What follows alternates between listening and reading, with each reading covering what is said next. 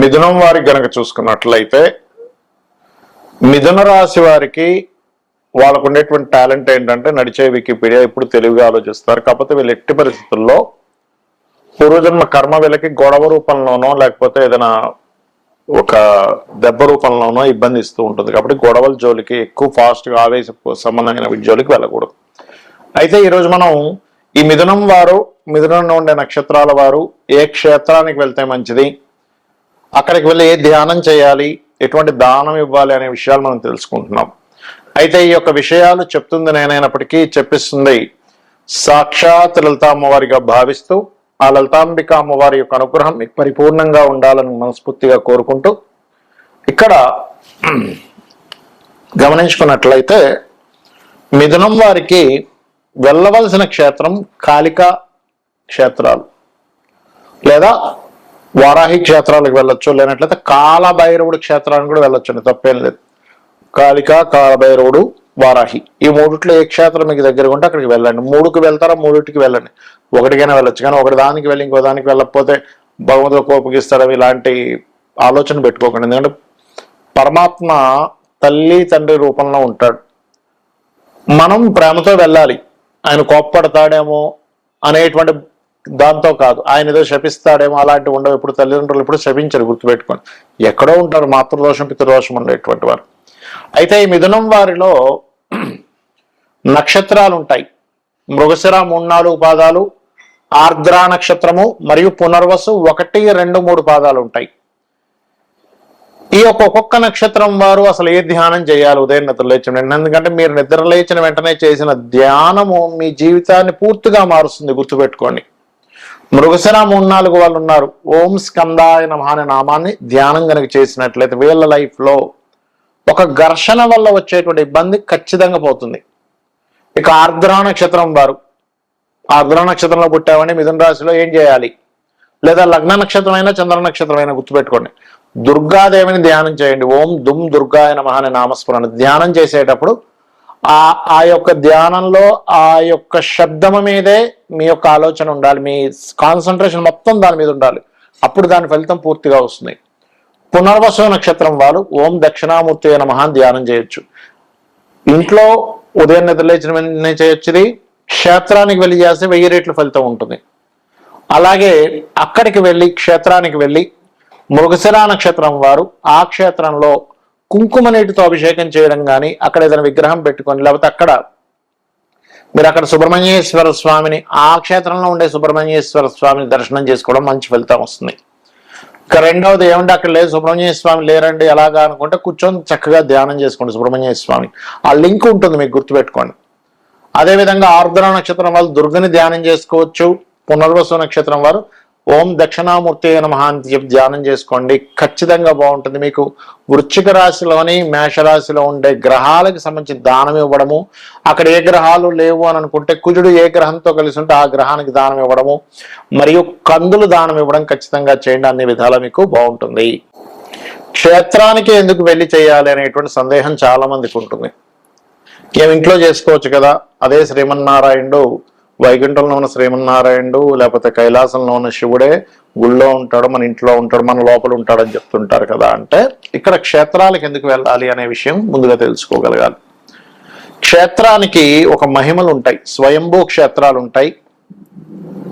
ఆ స్వయంభూ క్షేత్రాలకి మన దేవతలు ఎవరెవరైతే ఉంటారో, అష్టదిక్పాలకులు కానివ్వండి, బ్రహ్మాది దేవతలు కానివ్వండి, వీళ్ళందరూ కూడా వచ్చి దర్శనాలు చేసుకుని వెళ్తుంటారు రోజు. దేవతలకి కూడా వాళ్ళ యొక్క టైం పీరియడ్ అనేది ఒకటి ఉంటుంది. అంటే ఒక మానవ మాత్రుడే తన యొక్క జీవితాన్ని తపశ్శక్తితో ఒక్కొక్క స్టేజ్ దాటుకుంటూ వెళ్తూ ఉంటాడు. ఇప్పుడు ఏ తపశ్శక్తి లేదు, ఏమీ లేదు, అధమ స్థాయిలో కూడా వెళ్ళిపోతాడు, ఒక పిశాచంగా మారిపోతూ ఉంటాడు, లేకపోతే ఇంకా హీనమైనటువంటి జన్మలు కూడా ఎత్తుతూ ఉంటాడు. అదే జీవుడు గనక తన యొక్క సాధనా మార్గంలో ముందుకు వెళ్తున్నా కొద్దీ యక్షులు గాను, గంధర్వులు గాను, దేవతలు గాను, సూర్య భగవాన్ రకరకాలుగా మారుతూ ఉంటాడు. ఇవన్నీ పోస్టులు మాత్రమే. ఇప్పుడున్న సూర్యుడు వేరు, కొంతకాలం తర్వాత ఆ పోస్ట్ ఇంకోలికి వస్తుంది, ఇంద్రుడు పోస్ట్ ఇంకోలికి వస్తుంది. అలాగా వీళ్ళందరూ కూడా ఒక మానవ మాత్రులుగా ఉన్నటువంటి జీవులు, ఈ ఆత్మలే రకరకాలుగా మారుతూ పురోగతి చెందుతూ ఉంటాయి. అలాగా ఆ దేవతలు, యక్షులు, గంధర్వులు, సిద్ధులు వీళ్ళందరూ కూడా భూమి మీదకి, ఎగ్జాంపుల్ తిరుపతి అనుకున్నాం, తిరుపతి మీదకి వస్తారు, తిరుపతి దగ్గరికి వస్తారు, లేకపోతే ఏ అరుణాచలము లేనట్లయితే కాశీ అనుకుందాం, లేకపోతే శ్రీశైలం అనుకుందాం, ఇక్కడికి వచ్చి సూక్ష్మ రూపాలలో, అంటే మన కంటికి కనబడకుండా ఉండేటువంటి, మన కంటికి అందదు అది, రూపాల్లో వచ్చి అక్కడ వీళ్ళు తపస్సును ఆచరిస్తూ ధ్యానం చేసుకుంటూ మరలా వెళ్ళిపోతూ ఉంటారు సూక్ష్మ శరీరాల్లో.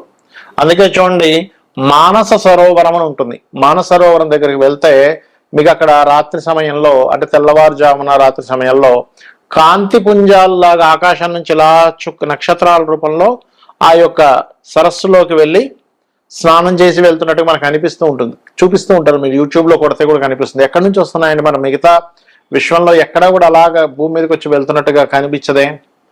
అంటే మన శాస్త్రాల్లో చాలా స్పష్టంగా చెప్పడం జరిగింది ఈ విషయాలను. ఇప్పుడు నేను చెప్తున్నటువంటిది సూక్ష్మ రూపాలలో సిద్ధులు, గంధర్వులు, దేవతలు వీళ్ళందరూ క్షేత్రాలకు వచ్చి అక్కడ వాళ్ళ యొక్క తపశ్శక్తిని పెంచుకుంటూ మరలా వెళ్తూ ఉంటారు. అంటే వాళ్ళు ఎప్పటికప్పుడు పెంచుకుంటుండాలి. లేనట్లయితే ఒక సమయం వచ్చేసరికి వాళ్ళ తపోశక్తి అయిపోయింది, వాళ్ళ పుణ్యం అయిపోయింది అనగానే మళ్ళీ భూమి మీదకి వచ్చేస్తారు, మానవ రూపాలు దాలుస్తుంటారు. అందుకే చూడండి, వీళ్ళు గాంధర్వ కాంత, లేకపోతే ఒక పూర్వజన్మల్లో మనం చాలా పురాణాల్లో చదువుతూ ఉంటాం. పూర్వజన్మల్లో ఈవిడ ఒక యక్షిని, లేకపోతే ఒక గంధర్వకాంత, లేకపోతే ఒక సిద్ధుడు, అంటే సిద్ధుడే మళ్ళీ పుట్టాడు, ఒక దేవతా రూపం మళ్ళీ పుట్టింది.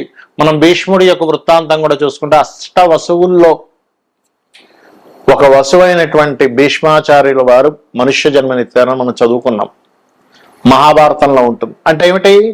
యక్షుడు భూమి మీదకి వచ్చాడు, గంధర్వులు భూమి మీదకి వచ్చారు, వసువులు భూమి మీదకి వస్తున్నారు. తపోశక్తి అయిపోయిన వాళ్ళకి కొంత శాప సంబంధంగా కావచ్చు, లేకపోతే కొన్ని కారణాల వల్ల కావచ్చు భూమి మీదకి వస్తూ ఉంటారు. అది జన్మనెత్తడం వేరు. మరలా ఈ జన్మలు మళ్ళీ భూమి మీదకి వచ్చి ఆ మానవ జన్మ ఎత్తకుండా ఉండాలనేటువంటి భావనతో వాళ్ళు ఎప్పటికప్పుడు తపశక్తిని పెంచుకుంటూ ఉంటారు.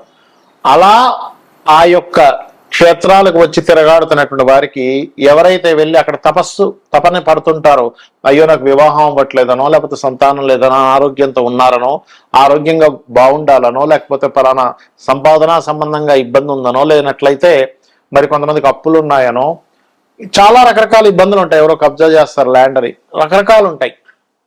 అందుకే మన వాళ్ళు పూర్వం సంతానం కలగట్లేదంటే క్షేత్రాలకు వెళ్ళి రండి అనేవారు. క్షేత్రాలకు వెళ్తే ఎందుకు అవుతుంది అంటే అక్కడ ఈ దేవతామూర్తులు, సిద్ధులు వీళ్ళందరూ కూడా మన యొక్క తపనను చూసి కరుణతో వాళ్ళు ఆశీర్వదిస్తారు.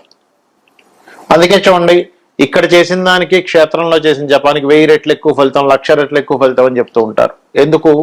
ఆ మహిమ అలా ఉంటుంది. మీరు ఇక్కడ ఒక్కసారి నమశివాయ అనుకున్న దానికి, క్షేత్రంలోకి వెళ్ళి అక్కడ నమశివాయ అనేటువంటి నామం పలికిన దానికి, లేదా ఓం నమో నారాయణాయ కానివ్వండి, ఓం శ్రీమాత్రే నమః అనుకోండి, ఏదైనా నామం చేసిన దానికి చాలా అధిక ఫలితం వస్తుంది.